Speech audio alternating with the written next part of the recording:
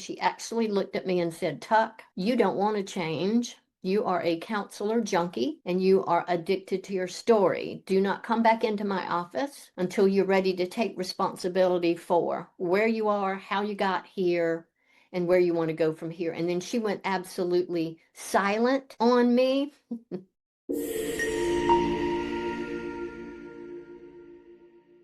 All right, so I'm going to begin and I'll say welcome to our third podcast and Empower Hour. We have had quite the break since our last podcast, you all, due to, I'm going to say summer, it being summer and other familial challenges. However, we are back. In case you haven't been following along with us, we have done 2 podcasts to date. And along the way, we have been introducing you to, and I'm going to say layering concepts for the purposes of supporting you to live from your BG5 career design. I love to say authentically with joy and ease versus effort and struggle. It's one thing to have this plethora, got that word out of my mouth, of information on our designs. It is a whole another exercise to live it, to experiment with it, to love it, and even master it. And so in our podcast number 1, we began with overcoming our fears and our shadow behaviors, identifying those, knowing that it is obviously those of you who come from, the human design and BG5 world, that it is in our undefined functions that we find our shadow behaviors that are huge in keeping us stuck and living in the not self, those not self ego behaviors. And so we looked at how to identify, we actually went through the anatomy of a trigger event, which I used right before this podcast, by the way, to discern, what are the facts versus what are the fears and judgments that come up when we are triggered so that we can move into this place of being wise, utilizing our wisdom in order to share that with others. In podcast number 2, everything was about elevating frequency, and we introduced you all to a distinction between creating life from essence experiences, the essence experiences that we desire in our heart of hearts, versus forcing the forms that we think we want and need in life that our minds have made up that we need to do to keep us safe, to keep us secure, and to keep us certain. Along the way, we've also been talking about this thing called the paradigm of spirit versus the paradigm of neediness, both very much aligned with the age of planning and the age of individuality as we're moving towards 2027. We will talk about that paradigm again today. Again, today we are going to talk about how to create a purposeful and a vision-driven life. We'll say more about that in a moment. However, I do want to do a little, do we call it shameless self-promotion? Pun intended, right, Jim? I've got a comedian here. Our episode number 4, we are going to speak to and look at and learn about the 7 laws for creating not just money and prosperity, y'all, but joyful, creating money and prosperity in a joyful way so that each and every one of us can throw the door open, I say wide slam open, and dance with the creator, dance with the universe in creating life, love, and work that resonate with our hearts and with our souls. And so purpose and vision over the years have proven to be powerful tools for creating, I'm going to say, the life that I desire. So our intention today is going to be to support you if you don't already know what it is. And you may already know what it is, but we're going to begin the process of crafting a structure for your life's purpose so that you can align yourself with what you're here to do and put it to work in the here and now as a context for how to live your life, one that aligns with your public role, one that aligns with your life's work, one that aligns with all aspects of your design. I am a 5-1 messenger authority. My purpose in life is to be a catalyst for change and transformation. So with all of that, I like to hopefully make things easy and practical and simple in terms of knowing, what are we here to do in terms of making our contributions to life, to love, and to work. It's always, I always want to say each and every one of us already have everything that we need to live on purpose. Um, Truth is, you know, going through the courses, being in partnership with a BG5 and or human design consultant, that support is there to have you live in alignment with your design.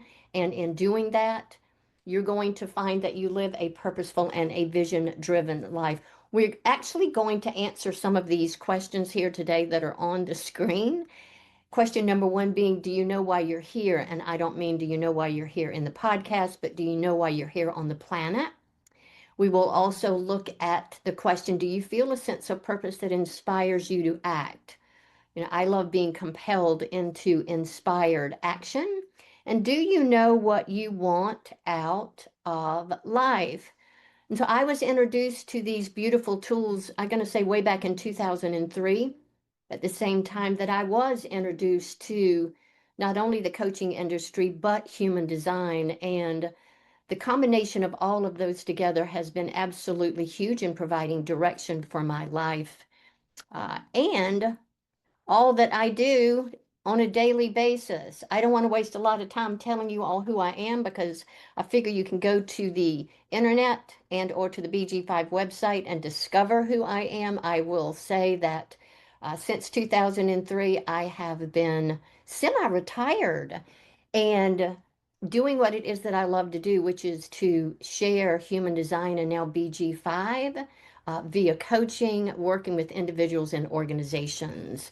And so I'm a huge supporter of doing what you love and loving what you do, knowing that when that piece is in place as a byproduct, money is going to flow to you. We'll talk about that when we talk about the 7 laws for creating joyful money and prosperity next podcast. I am here with my friend Latia. Latia Minnie, I like to say because there's nothing few about her. Also a 5-1 advisor. Latia, welcome. Thank you for being here and partnering with me. I'm going to be quiet for a minute so that you can say whatever there is for you to say before we get started. Hello, everyone. I am Latia. As Tuck just said, I am a 5-1 advisor. I had the pleasure of being one of Tuck's students a couple of years ago and just fell in love with her breadth of knowledge of BG5, her humor. I completed all 3 semesters and got certified under Tuck, and here we are. I am an agile project manager by trade. I am an entrepreneur and founder of unmaskbydesign.com. You can find me on all of the socials where my purpose, well, I won't get to the purpose because I won't ruin the fun, but I got to human design from a divorce 5 years ago. And I realized I didn't know who I was outside of my partner. So I was seeking, the 5-1 in me, investigating, researching, and that's how I landed on human design first. But the project manager in me, I wanted something more practical. So that's how I got to BG5 because it's a problem solution type system. Recently quit my job 2 months ago to be a full-time entrepreneur. I was just so unhappy with what I was doing. I felt like I wasn't pushing the needle forward. So I took a leap. So it's still fresh. I'm still here figuring it out. I do coaching and consultant. And I've just been in my creative bag lately. I'm working on some apparel pieces because I love wearing purposeful statements. So I'm just, doing a little bit of everything and seeing how I can serve the people. So it's a pleasure to be here and I look forward to the session, Tuck. I should have put a t-shirt on. I should have worn my unmasked Oh, I t-shirt. changed the whole logo and vibe. So I'll send you some new merch when I'm done. Thank you, thank you. I was going to come in and say that is called embracing uncertainty, what you just recently did, which I believe we talked about in podcast number 1. So thank you for being here with me. Thank you to all of you who are here listening. The topic again is purpose and vision. And so to me, it makes sense. Thank you to the BG5 Institute for allowing us to broadcast via their Zoom account to remind us of the dream and the vision of the BG5 Institute. I am a firm believer that having a purpose and a vision is vital for us as humans. It has been vital for me as a human. I believe it's also vital for any structure and or any entity that is either being birthed or is ongoing. And so our purpose, our vision is to support individuals in knowing what their purpose is so that they can align authentically with their life's work. We support this knowing through our courses, through our consulting, where we learn to identify and understand how to express the essence of our design, how to naturally express our gifts, skills, and talents once identified, and to contribute from that particular place. So we are supporting you to be your authentic self, doing what you love, loving what you do, knowing that when you do that, you're going to do what your natural gifts, you're going to be compelled to do what your natural gifts inspire you to do and live a life at your zenith. Don't we want everybody to live at their zenith with joy and with peace and with freedom? And so here is the paradigm that I spoke to earlier that we have been speaking to and talking about throughout our 3 podcasts now. So this new paradigm for living on purpose is called the paradigm of spirit. We're talking about coming out of the age of planning. Where we have been, you all, is living from this thing called the paradigm of neediness, where we have been living for other people, basically living from other people's expectations, living from our own conditioning, doing what we think we need to do, what we were trained and encouraged and educated to do, doing what others tell us blindly to even do so that we could have what our minds made up that we thought we needed to have to be safe, to be certain, to be secure, to be valued, to have wealth, to have money. But all of that is really perceived. It's the perceived wealth, perceived security, perceived safety, so that we could then be something other than who we authentically are, be relevant to other people. That's how I feel sometimes when people say, "So, Tuck, what do you do?" It's like, oh my God, they want to know if I'm relevant in their life. And the paradigm of spirit is about you doing you.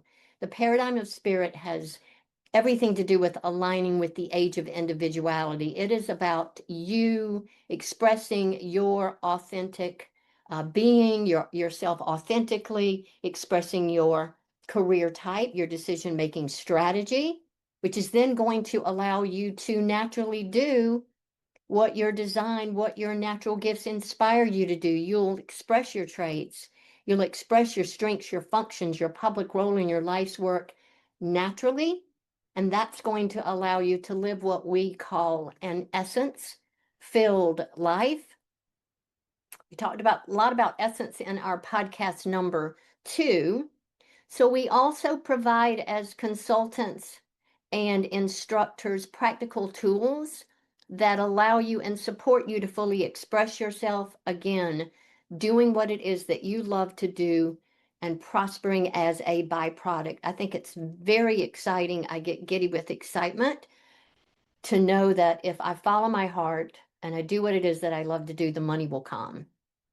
That's a little Rebel Bell truth. And so one of the practical tools that come with our bodies of work come from the Profit Potential course, where we look at the public role, we look at your life's work, we look at your past and future direction, but we also have this concept called your mess is your message.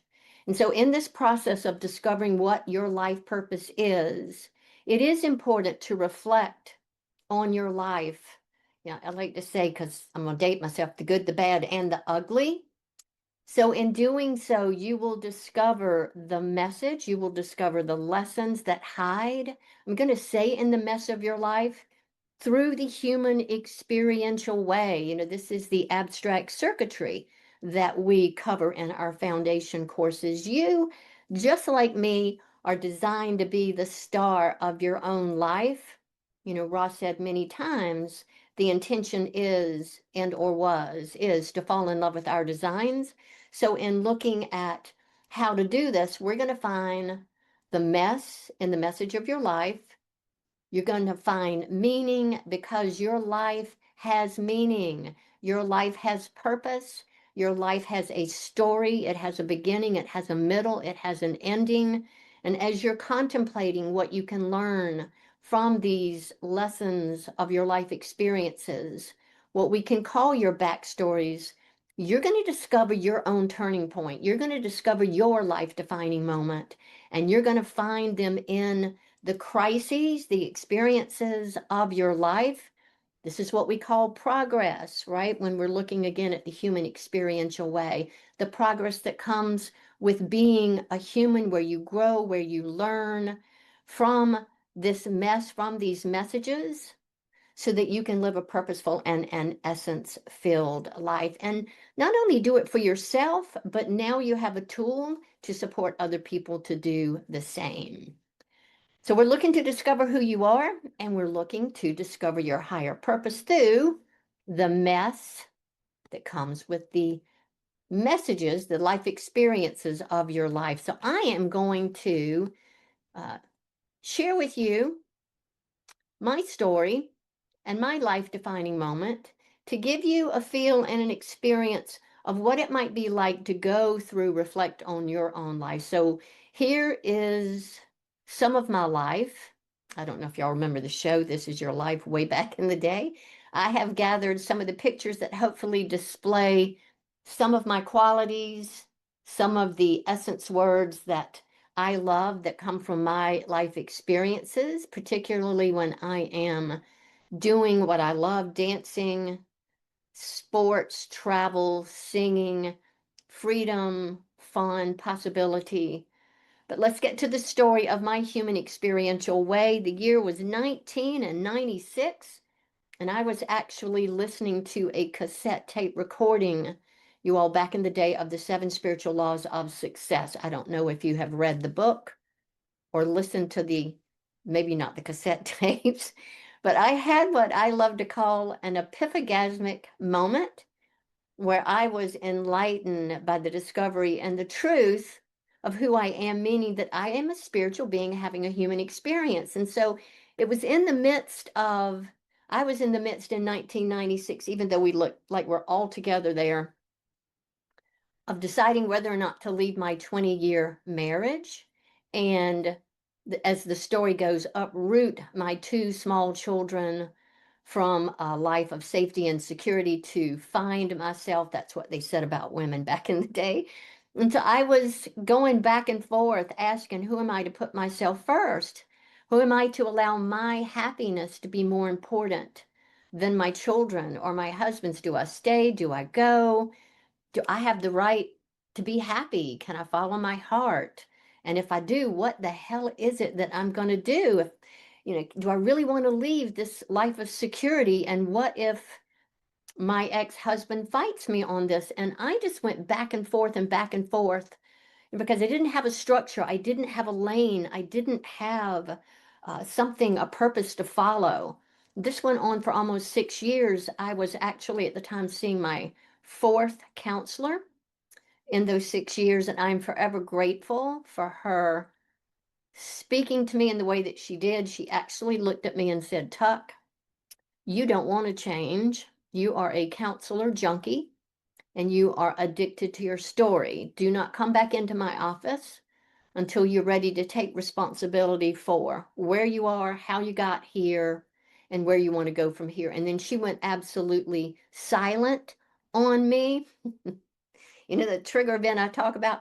For one small moment, I wanted to be highly offended and walk out of her office, but there was something deep inside of me, you all, where I knew she was speaking my truth.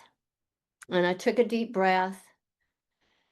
And the weight of 6 years it was like somebody let the air out of a balloon. And she told me to go to the bookstore, grab this cassette tape of the Seven Spiritual Laws of Success, listen to it before my next appointment, the good student that I am, I curled myself up on my bed, put my earplugs in, and what I heard absolutely at that time in my life gobsmacked me. I was in my early 40s, and what I heard was a life altering perspective about my true nature and what I was here to do and how I was to be successful in life.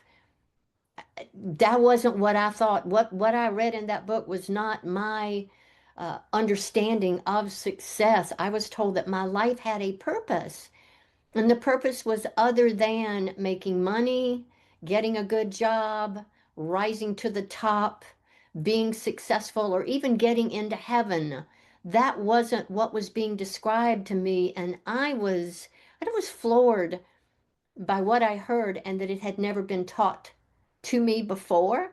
So, this seven spiritual laws of success, and particularly the law of Dharma, resonated so deeply in my soul. I'm going to share it with you in a moment that I got passionate about finding my purpose, passionate about remembering the truth of who I was, who I am, and it turned into, for me, you all, that turning point, that life defining moment, that day, that night on my little bed, listening to this cassette tape.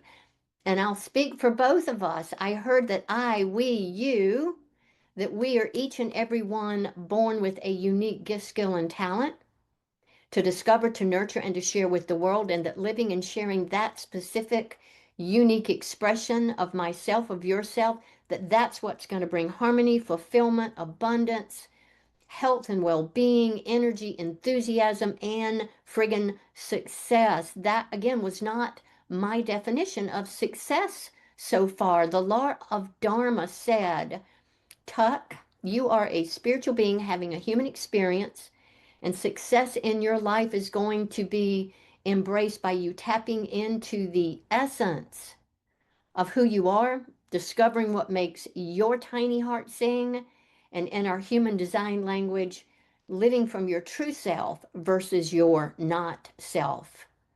That was number one. Number two, it said that once you know who you are and once you're living that true self, this is what's going to lead you to naturally discover, express, live out your talents, your genius, the ones that you were born to share, and that there is not a person on this planet that has the same gifts that you have. There's not a person on this planet that's going to do this thing the way that you do it.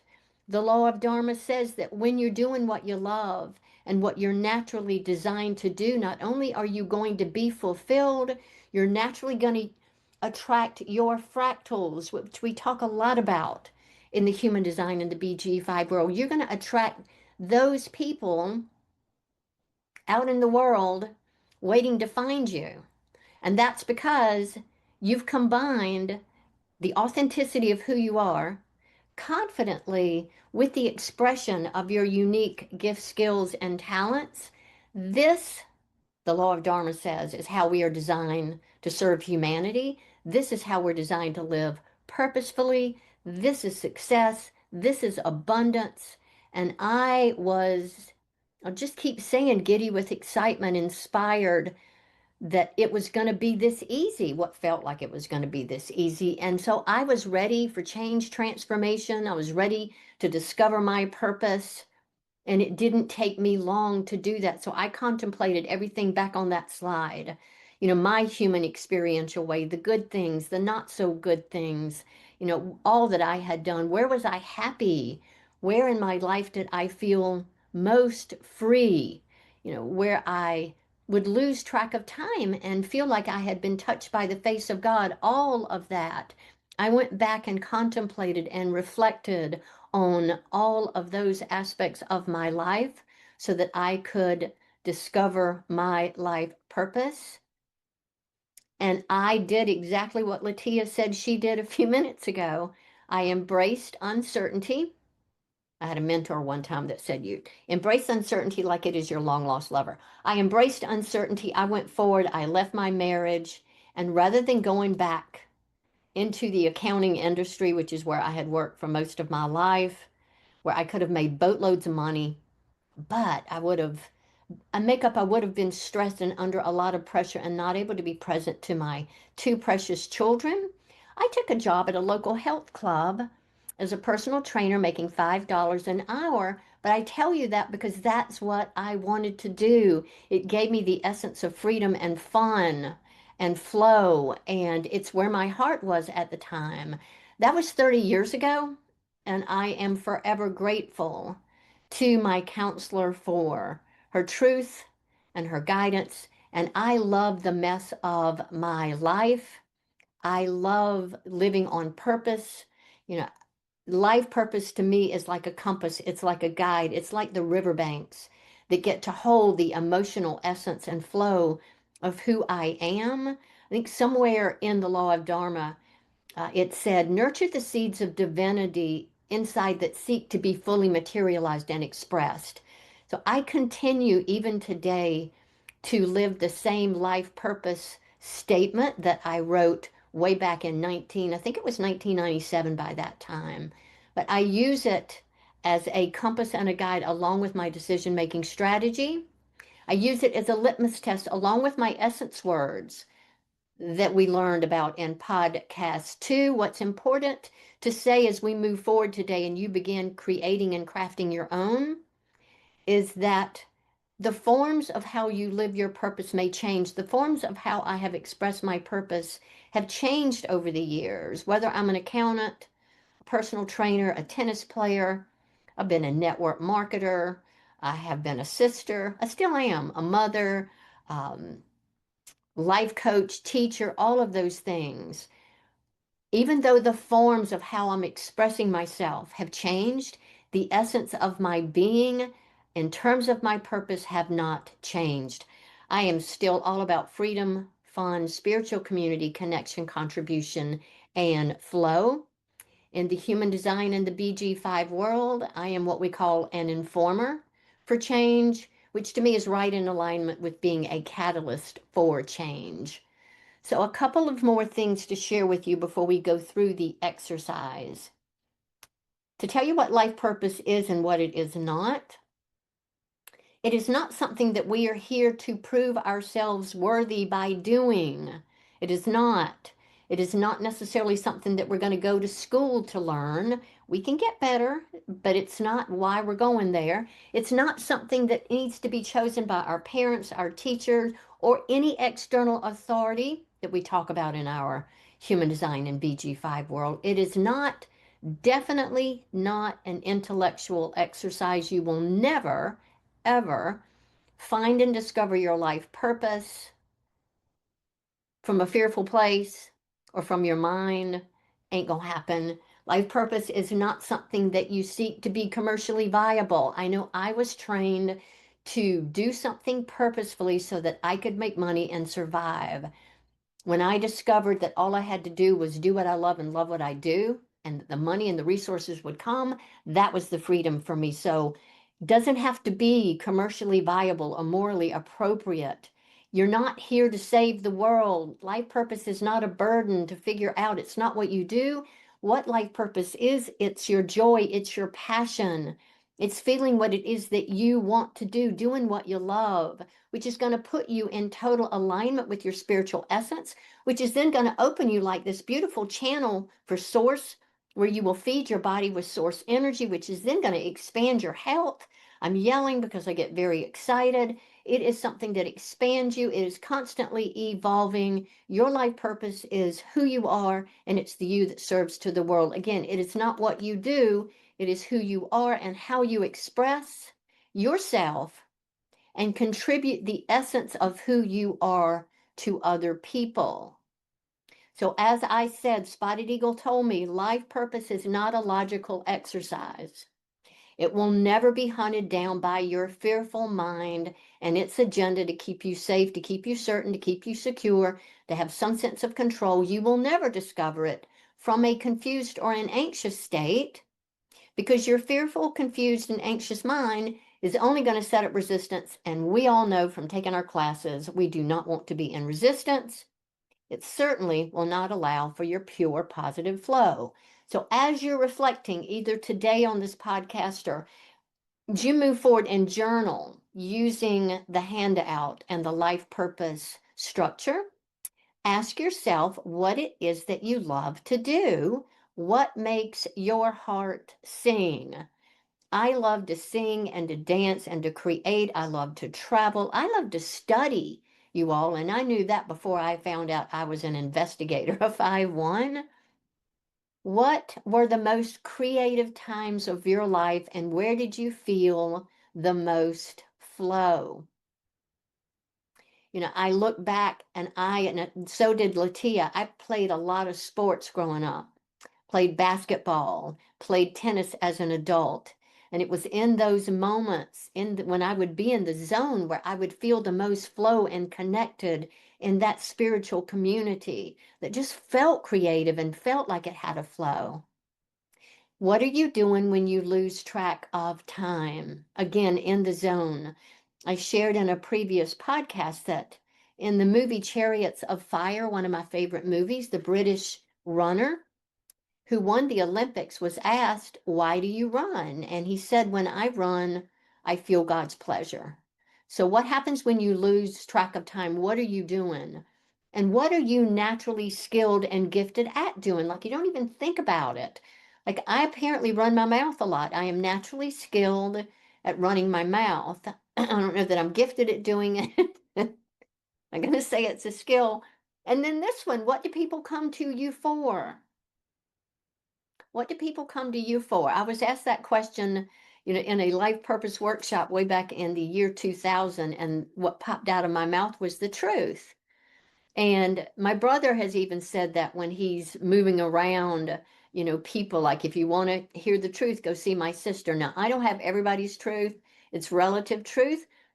But at that particular workshop, I came up with a life purpose statement based on this question that said, my life purpose is to empower myself and others to live in their truth. So, what do people come to you for? That's important.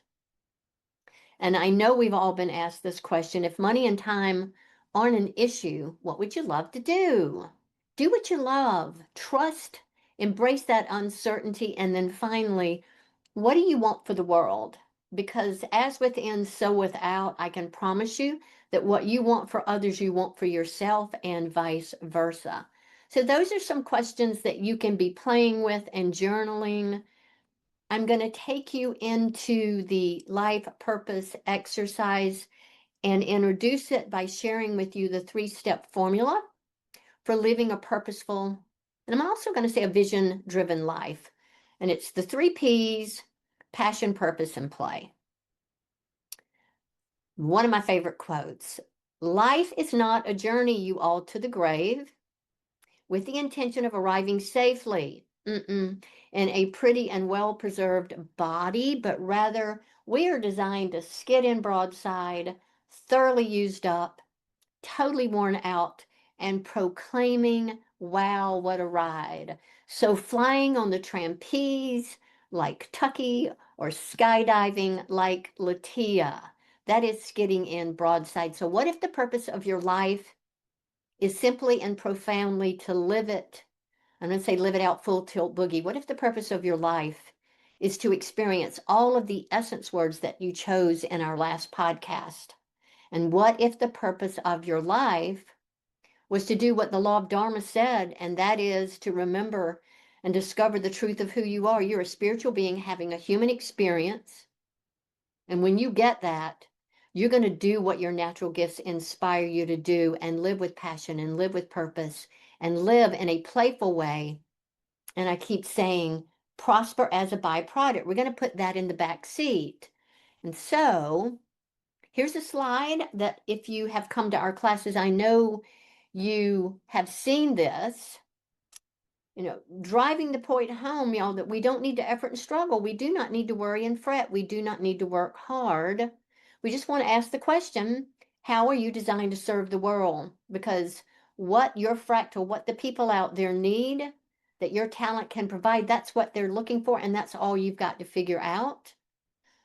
Jim says, I can tell you from experience, the effect you have on others is the most valuable currency, the essence of you all. You can fail doing what you don't want, so you might as well do what Latia did embrace uncertainty, and take a chance on doing what you love and relax and dream up a good life. So, step one, find your passion.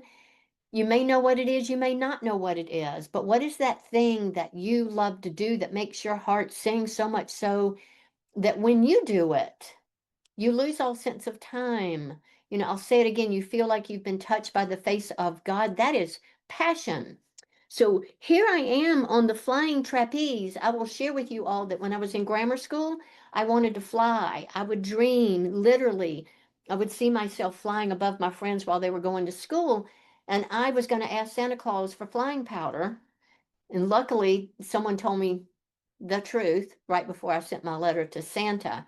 But I always wanted to fly. And look at me, I actually got to fly in the trapeze experience. So find your passion, embrace uncertainty, and know that you will find it.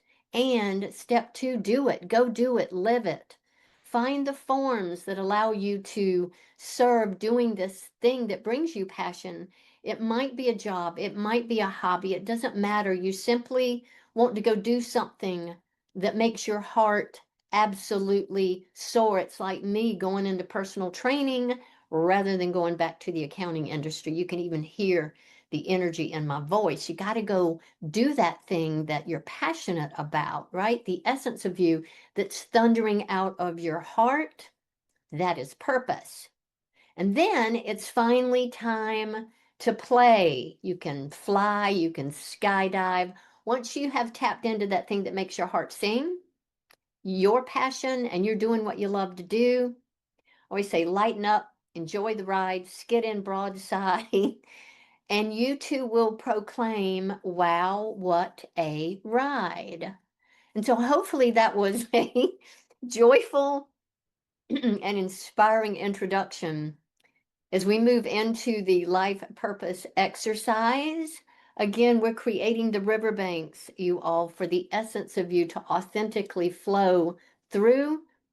This is going to be your first, hopefully, maybe, life purpose statement, and it will probably contain a lot of words, but you will pare it down over time. One of my really good friends had a paragraph when she first did this, as she went through the structure, had a full paragraph of what her life purpose was, and over a matter of 2 to 3 weeks, pared it down to my life purpose is to be possibilities of joy in my life and those around me, or joyful possibilities. And so you will pare it down over time. So, are y'all ready? Are y'all still with me since I've been running my mouth for, oh, a long time?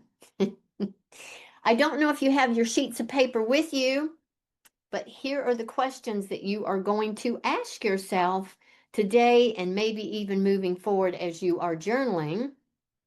What are the qualities that you like about yourself? Like, I think I'm fun. I kind of think I might be inspiring. I think I say an SLB, so excuse me, but a smart little bitch. You could be someone that's compassionate, courageous, enthusiastic, you could be someone who is persistent. Wasn't a word that was easy for me to say. I'm gonna pan forward and see what you put on yours, Latia. Resourceful, organized, adaptable, curious, adventurous. So, what are qualities that you like about yourself? It's question number one. Question number two, what do you consider your natural gifts, skills, and talents? Like, you don't even think about the fact that you do these things. Maybe you are a good listener. Maybe you are a good speaker, just naturally a good speaker. You could be a great dreamer. You could be someone that is good with children. You could be a teacher. You could be an organizer. Maybe you're intuitive. What are your gifts, skills, and talents? Just thought I would see what you stuck here, Latia. Problem solving, optimizing systems, creating customized human design reports. So, looking at your gifts, skills, and talents. Mine were playful qualities, risk taker, that one feels true. Gifts and talents. I love to move with people through change. I love asking questions. So, what are qualities that you like about yourself? And what are some of your natural gifts, skills, and talents? So, you want to record those. And then, question number 3 is really important. And it's important that you do not discount and diminish anything that comes tripping off your tongue. What do you love to do? If it's reading a book, if it's sitting on the beach, if it's watching a movie, if it's playing video games, don't discount what it is that you love to do because you could be someone who creates some new software. One never knows with a video game that creates copious amounts of resources. So, travel, sports, art, cooking, exploring, organizing, dancing, performing, breath work, facilitating, what doing more nothing. What is it that you love to do? So, those are your first 3 questions. Anything you want to say about those 3, Latia? I see you over there, so I thought I'd just pause and ask. No, I'm just curious to see what everybody else came up with because I did the exercise. So some of Yeah. the things I love to do is traveling. That's probably my number one. And then I'm a foodie, so I love to eat. Um, so yeah, I'm curious to see what everybody else love to do. Yeah. And then this number 4 kind of goes back to podcast number 2 when we learned about that distinction between essence and form. So just to remind us what we talked about in podcast 2, the form is that thing that you think is going to bring you the feeling that you want to experience. The form could be money, a soulmate, a new car, a new house, a job, whatever that might be. You're looking for the feeling experience. If you're doing this from your mind, remember the mind efforts and struggle. The mind attaches. Form is limiting.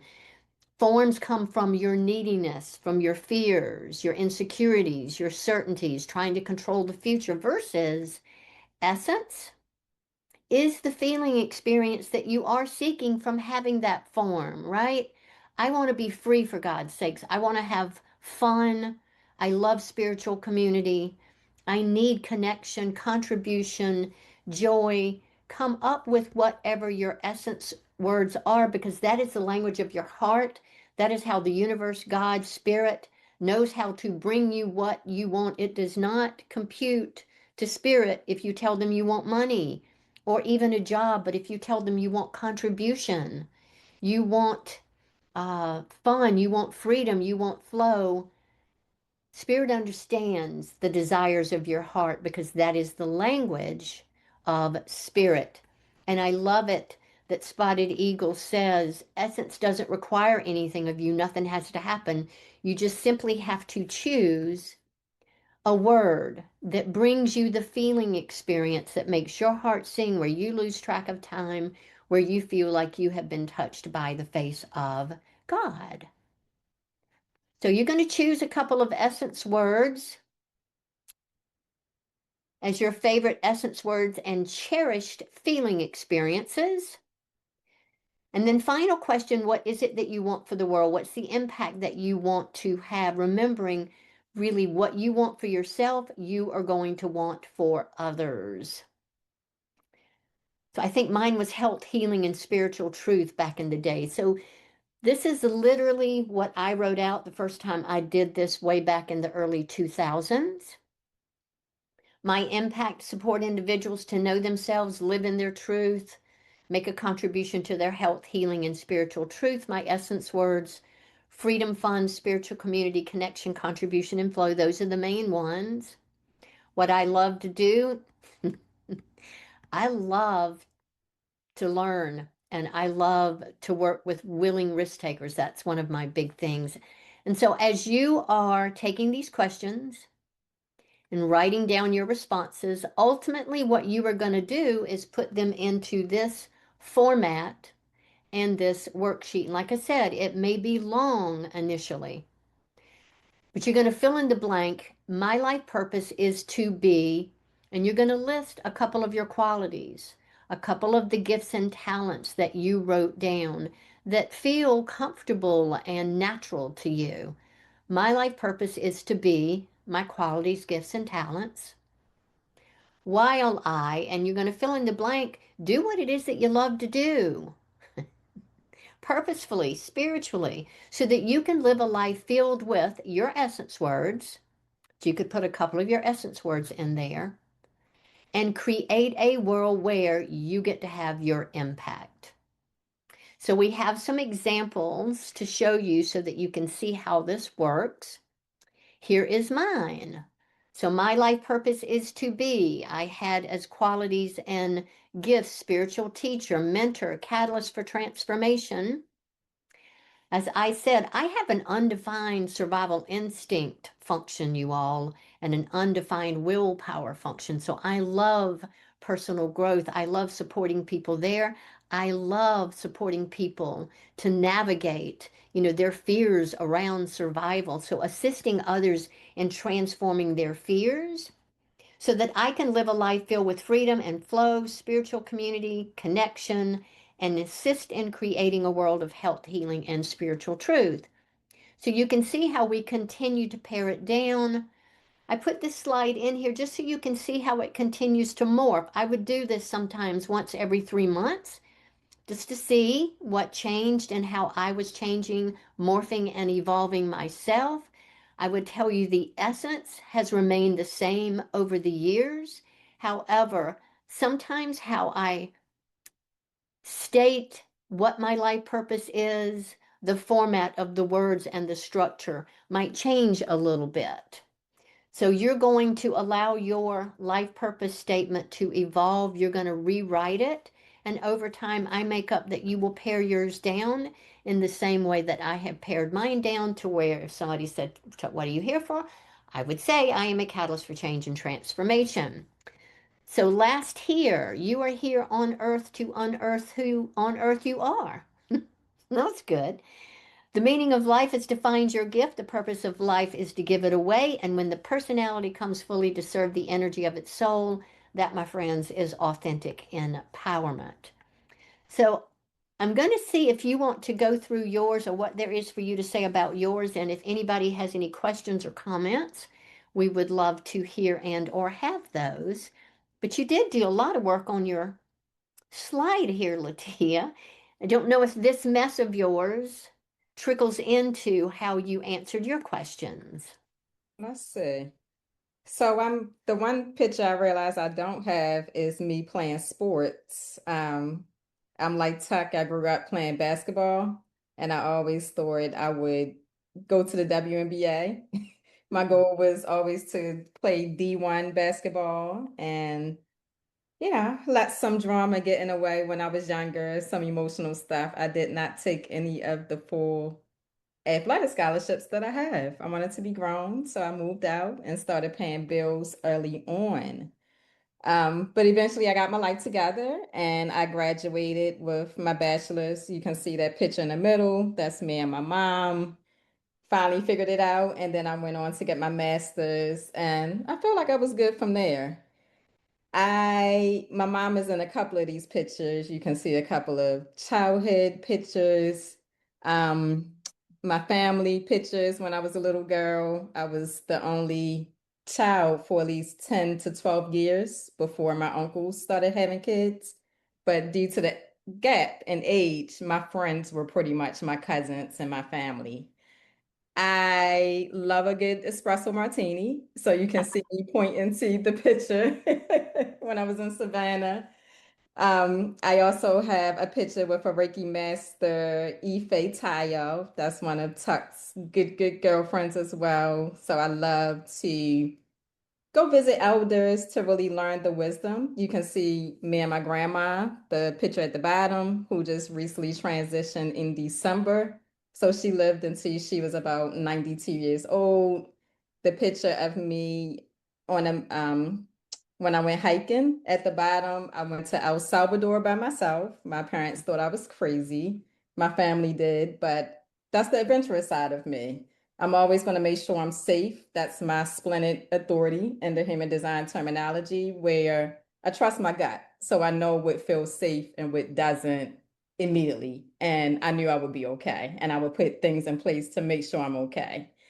I went to where I was lecturing or a facilitator at a conference. You'll see that at the bottom, where I actually did a presentation using BG5 and systemic racism. So I talked from the standpoint of how leaders do not know themselves, but they're trying to lead a team, or that they don't do that inner work. And I went through a couple of the BG5 success codes to talk about their type, to talk about their decision-making strategy.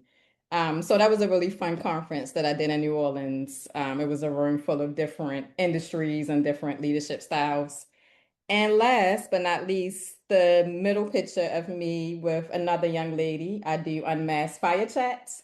And that's where I pretty much take people's BG5 chart or design and have a real conversation with them around who they are. I ask them insightful questions to kind of see, are you living by design or are you living by default? And I've experienced most of the people I talk to, they are in fact living by design, or at least some of their design. So it's fun to see the ahas, or it's fun to see that they're pretty much on point. They just don't know it. They just need more clarity.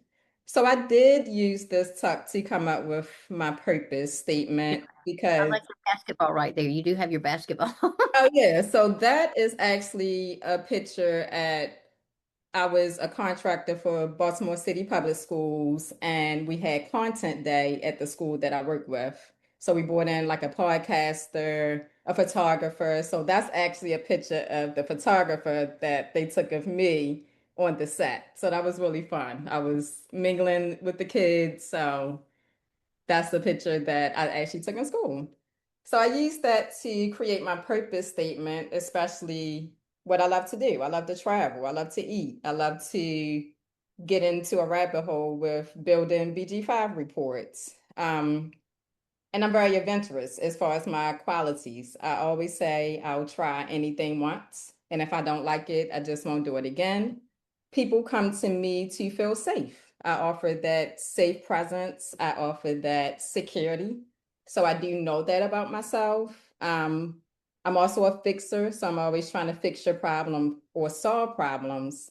But it wasn't until I learned my decision making strategy and my personal interaction strategy that I have to be invited in. So you have to come to me and let me know that's what you want or need, and then I'll offer you my assistance.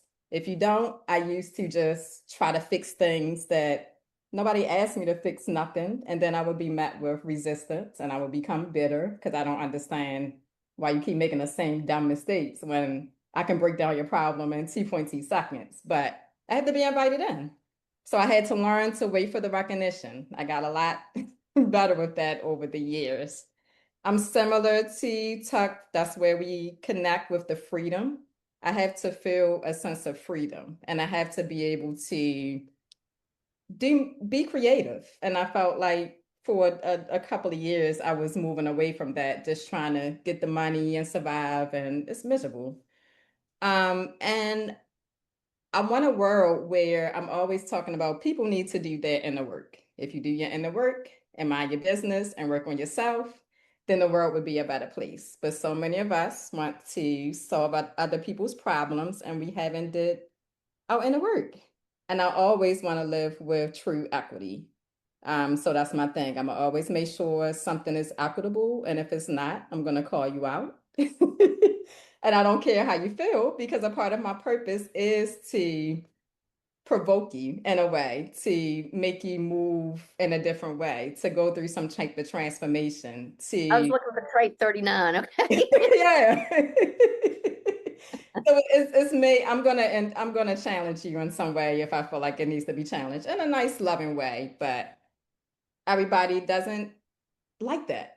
But it's okay. That's a part of my purpose, and I'm gonna, live my purpose. So yeah, that's a little bit of how I got to my life purpose statement. Yeah, and it's important, and I love the way that, while you're doing the work and answering the questions, it still lines up with your life's work and your public role, as a messenger authority of upheaval. So that, Yeah. yeah, very nice. So any questions about the life purpose structure? Do y'all feel like you can go off into the world and create that on your own? Anybody have any questions? Okay. We have a quiet bunch, Latia. All right.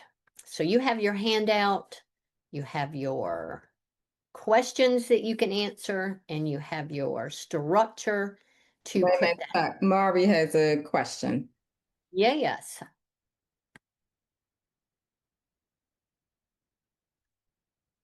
From your human design, do you derive it all?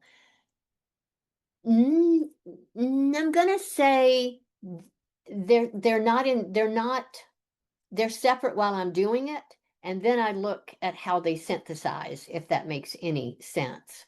If I go to mine, like uh, what was it Latia just said? She likes to shake things up. She likes to provoke people. So there are going to be aspects in the essence of who we are in our design that are expressed through the structure of our life purpose. Problem solver. I look at her 17 and her 18 here and I go, okay, correction and opinions. And so it's not like we're taking the chart and creating the purpose. We're over here doing the exercise, creating the life purpose statement, and then hark, how amazing it is that it aligns with our design. And you can use when you're doing essence, when you're doing your essence words, we can come to the traits over here and actually pull the words from those traits and bring that into our essence words and bring that into what we love to do. So her life purpose is 26 6 and 6 2, at least through the gene keys.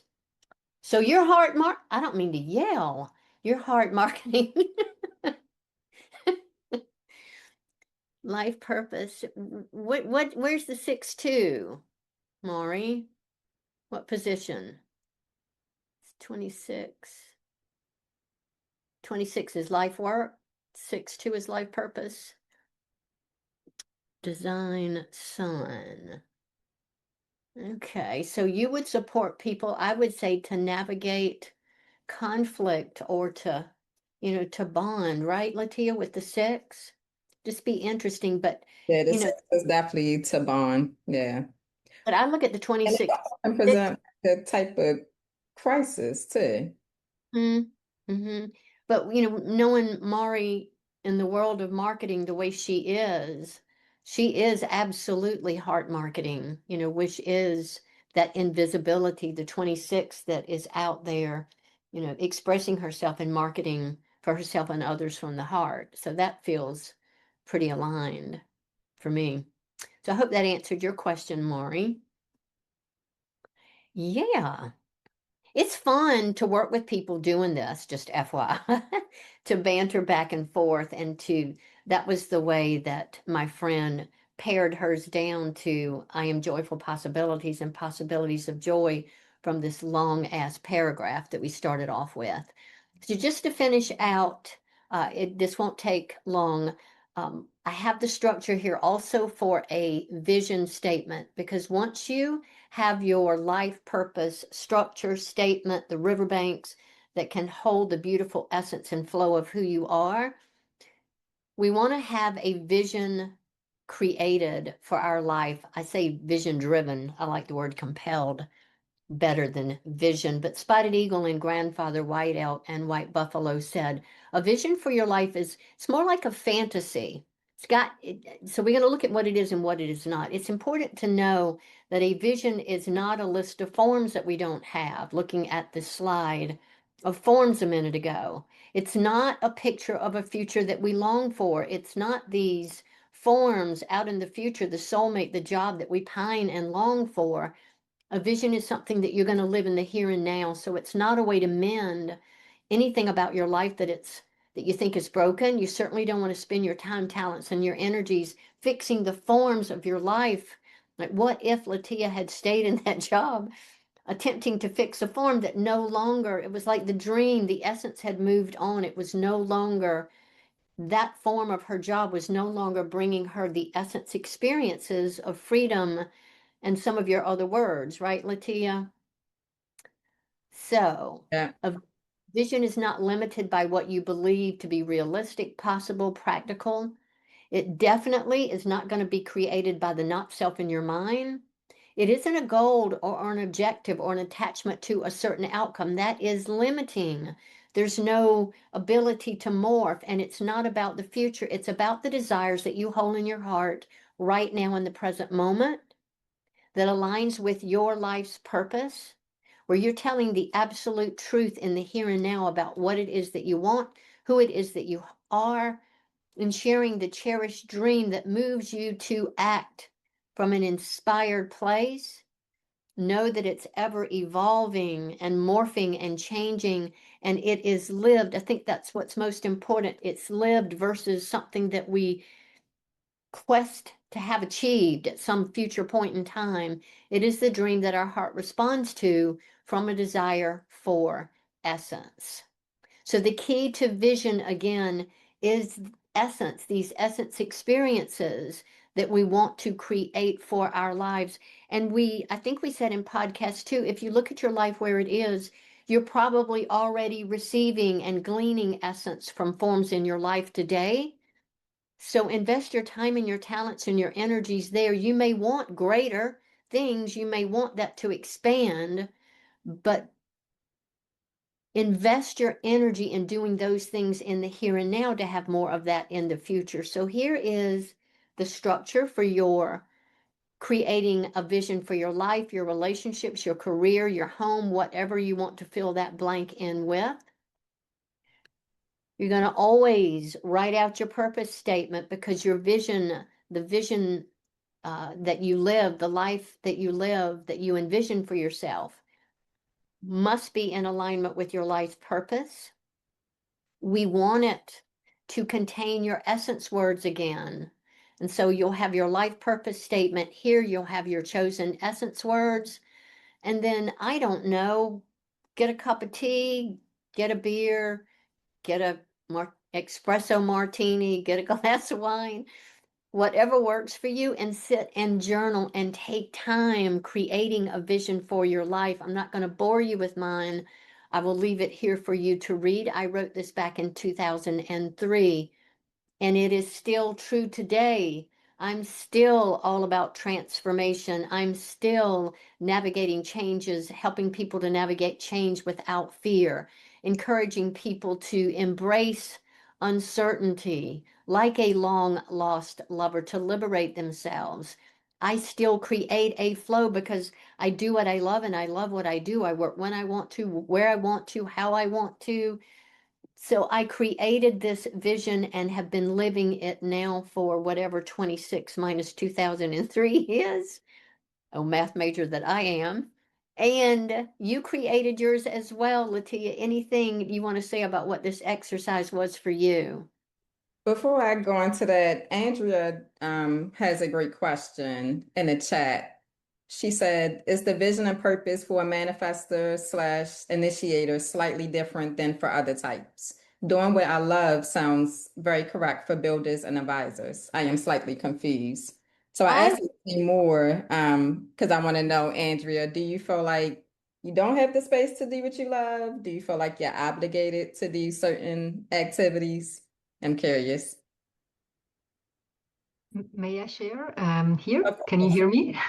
Hi, Yeah. everyone. So thank you for your wonderful presentation.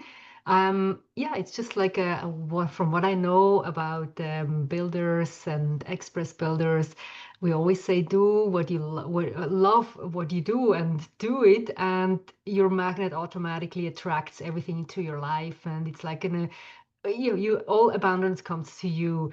While I often ask myself about that, I'm a manifestor initiator in human design terms, and I also ask myself, it feels like doing what I love is always a bit limited because it keeps changing and changing, and I struggle sometimes to do something in the long term, and yeah.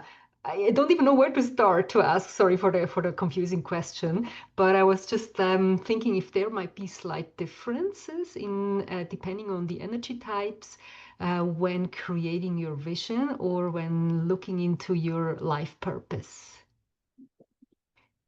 I didn't know if you wanted to respond first, Latia, since you had asked the question, and I then I'll. kind of, when you said doing what you love changes, that kind of resonates with me a little bit because I'm the same way, but I don't feel guilty about it. I might be into creating reports today, and then I'm like, all right, I'm bored. I don't want to do that anymore. And then I'm going full stream on creating apparel. So I just want to, as long as I can be creative and doing what I love, no matter what that looks like, for me, I don't think it has to be the same thing long term. I don't know what you think, Todd. Yeah, that was what I wrote. And I don't want to send you back to the other podcast, but they were really, really good in that we talked about fears and judgments. And so with Latia's question, it was, is there a judgment, and is there a judgment around not hanging with something long term? Because that's limiting. That's just a limiting belief, right? And to me, initiators and manifestors, there's so much power in your impact.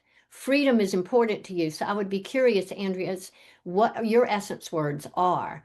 Because if we allow ourselves to do what our essence words are, again, we're not getting all confused with words. We're doing what our heart wants to do. And if it's 2 minutes, great. If it's 2 years, great. But you are talking to spirit and God from your heart of hearts.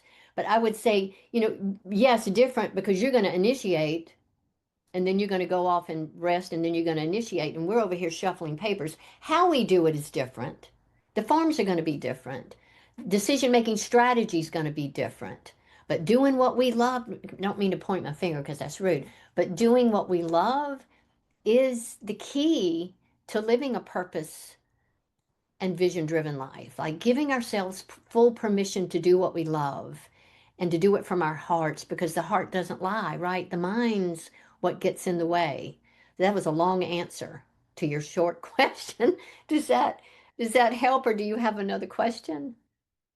Oh, thank you. It is like it was a bit of a confusing question. I didn't know how to ask it, but you did perfectly well. So I'm glad. I know on one slide you said something like doing was like something from the past. Also, like being is probably what is more the essence in the future. And I was just thinking about maybe being what I love. Is probably the ultimate impact for me. Or I just, well, it's evolving, it's creating right now. So, but thanks for your answer. Yeah, I'm a 5-1 and I'm all about simplicity. And when I was given this distinction between the paradigm of neediness and the paradigm of spirit, it fits like hand in glove to me with leaving the age of planning and moving into the age of individuality because for the most part, we're told who to be, how to be it, when to show up, what to do. Even in marketing ourselves, it's this is the way you got to do it or you're not going to be successful. No, look at your design, find your essence words, be your authentic self. And when you are, you're going to do what your natural gifts inspire you to do because you could do no other. And then you're going to have a great life. And if people don't like it, tough, I was going to say tough shit, but yeah.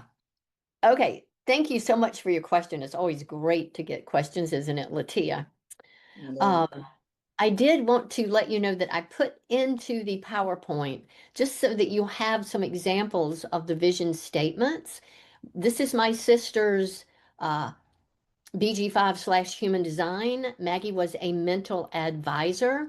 She was a teacher in the school system for years, and she also later in her life worked at one of only two indigo schools in the United States. And that invitation to go teach at the indigo school, her invitation to go to James Twyman's Hermitage and start something called the Hermitage came after Maggie wrote her vision statement in 2003. And if you'll look at her design, going back to some of what Mari said, Maggie is a 2/4. She's a hermit. optimist or natural influencer in our BG5 design. So I found it fascinating.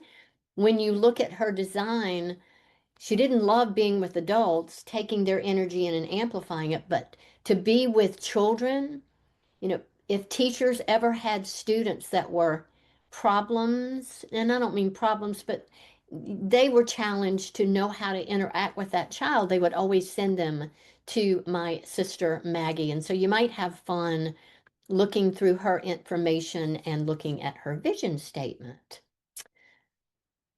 So we have talked a lot. I've talked a lot. Latia, thank you for talking too. Andrea, thank you for your question. I'm curious if there are any other comments or questions before I show you 2 more slides, and I'll be brief with those. Any comments or questions? Anything for you, Latia? Nothing for me. I just want to piggyback to say how important the essence words are to really get 5 to 7 essence words and focus more on that, on how you want to feel and be, and instead of focusing on form. And like Tuck said, I think it was episode 2 or 3 where we really did a deep dive. Because I would say for me, that was a huge aha. Most of the time, we're focusing on the form. Get the house, get the car, get the husband or wife, get the good job.